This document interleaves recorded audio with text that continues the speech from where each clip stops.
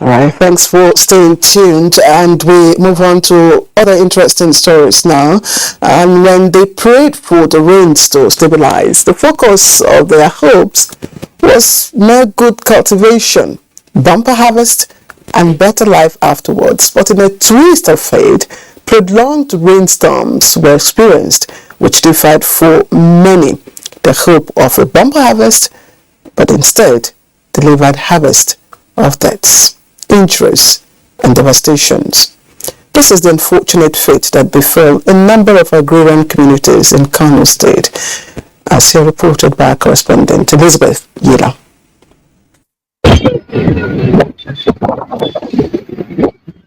This is a viral video showing the main road that leads to the new site of Bayero University, Kano, immersed in water after a downpour, causing traffic gridlock.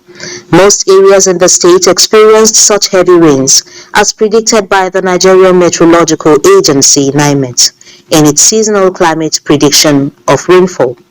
To ascertain the level of damages caused by the rains this year, NTA crew embarked on a fact-finding mission to Nambata local government area and its surrounding villages, reported to have nearly 2,000 cases.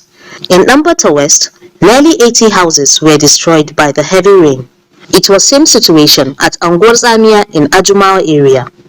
There we met Hassan Abdullahi, a farmer whose entire house got leveled to the ground by the rainstorm. We continued our journey to the remote villages of Gwanda and Bukawa.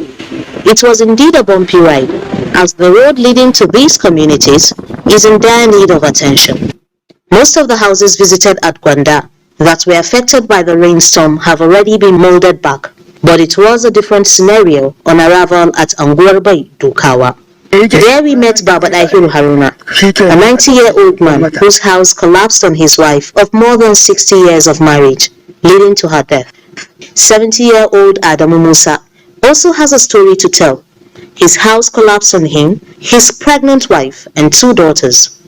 Malam Adamu and his daughters also sustained leg fractures, while his pregnant wife, who has long passed her due delivery date and in her 10th month of pregnancy, sustained a spinal cord injury. They now live with the wife's mom in a 2-room mud house. Since it happened, my wife cannot stand. One of my daughter only crawls, while I have been in this room for the past 22 days. I can only stand when my mother helps me. She takes me everywhere I go.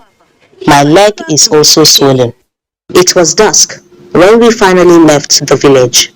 These are just a few out of the numerous cases reported to the Kano State Emergency Management Agency. A rough estimate of what we have so far coded as flood victims is 7,797. This is as of 1 to 2 weeks ago. Not to talk of from 1 week down to today as I'm talking to you. The likes of Baba Dahiru has lost a companion, a partner, and a friend, while nature runs its course.